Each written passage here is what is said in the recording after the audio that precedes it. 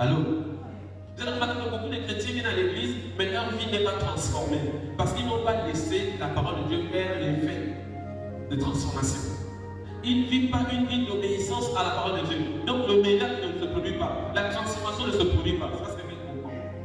En fait, je pourrais imaginer ça comme ceci. Nous venons à l'église pour être lavés.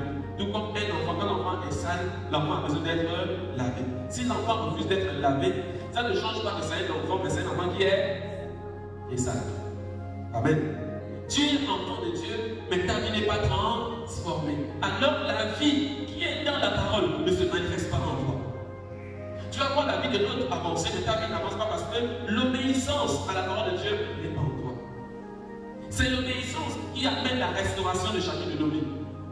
Nous pouvons être pasteurs, nous pouvons être anciens d'église, nous pouvons être ce que nous voulons. Tant que nous ne demeurons pas dans la vérité, dans la transformation au travers des Écritures, alors la vie n'est pas en nous. Celui qui croit à la vie. À la vie. N'a pas la mort, mais à la vie. Si tu crois, ce n'est pas que tu ne peux pas te persuader, tu vois ta vie changer. Allô? Tu ne peux pas croire en Jésus et regarder au monde. Tu ne peux pas croire en Jésus et regarder à la tradition. Tu ne peux pas croire en Jésus et regarder les boîtes de nuit. Quand tu crois en Jésus, tu obéis à sa parole. En elle était la vie. Dans la parole de Dieu, il y a la vie. Je veux dire à un chrétien ce matin, notre héritage est là.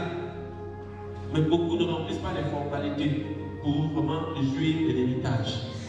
Beaucoup ne remplissent pas les formalités d'obéissance pour se réjouir de cet héritage-là. Beaucoup pensent que venir à l'église, ça suffit. Non. Tu viens à l'église pour recevoir la parole de Dieu, mais il faut la mettre en pratique pour qu'elle crée la vie en toi.